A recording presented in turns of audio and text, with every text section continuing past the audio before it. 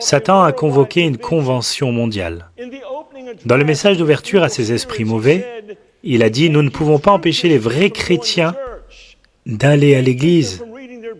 Nous ne pouvons pas les empêcher de lire leur Bible et de connaître la vérité. Nous ne pouvons même pas les empêcher d'avoir des valeurs conservatrices, mais nous pouvons faire quelque chose d'autre. Nous pouvons les empêcher de construire une expérience intime et durable avec Christ. S'ils obtiennent cette connexion avec Jésus, notre pouvoir sur eux est brisé.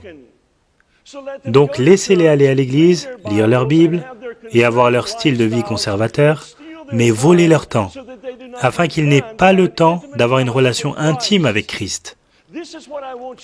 Voilà ce que je veux que vous fassiez, les distraire de l'attachement à Jésus-Christ et du maintien de cette connexion vitale tout au long de la journée. Comment ferons-nous ça, ont-ils demandé?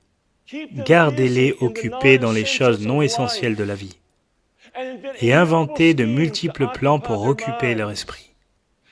Tentez-les à dépenser et dépenser et à emprunter et à emprunter, convaincre les jeunes épouses qu'elles doivent travailler et les maris qu'ils doivent travailler 6 jours par semaine pendant 10 à 12 heures par jour, afin qu'ils puissent se permettre leur train de vie.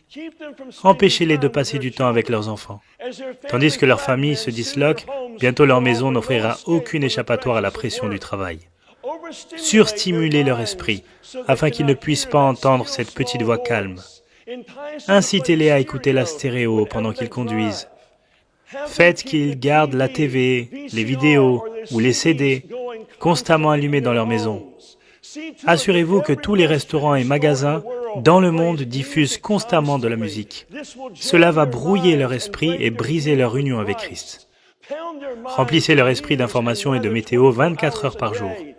Envahissez leur temps dans la voiture avec des panneaux d'affichage lumineux, inondez leurs boîtes mail et leurs boîtes à lettres d'immondices et de courriers indésirables pour les faire chuter. Même en vacances, laissez-les être excessifs. Faites-les revenir de leur congé, épuisés, inquiets et non préparés pour la semaine suivante. Ne les laissez pas aller dans la nature. Envoyez-les plutôt dans les parcs d'attractions, les événements sportifs, les concerts, les cinémas et les centres commerciaux.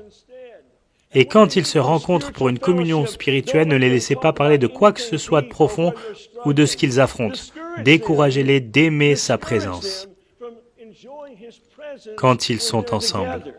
À la place, faites qu'ils craignent de s'ouvrir et remplissez leur temps de bavardage futiles, de rires frivoles et de potins afin qu'ils partent avec des consciences troublées et des émotions perturbées.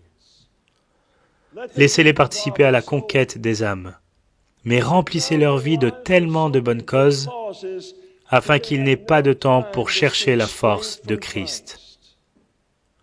Bientôt, ils travailleront avec leur propre force, sacrifiant leur famille et leur santé pour la vision. C'était presque une convention. À la fin, les esprits démoniaques se sont rendus avec empressement à leur mission, entraînant les chrétiens partout à être occupés par la vie et à les éloigner de celui qui est la vie. Ont-ils réussi? Vous jugez.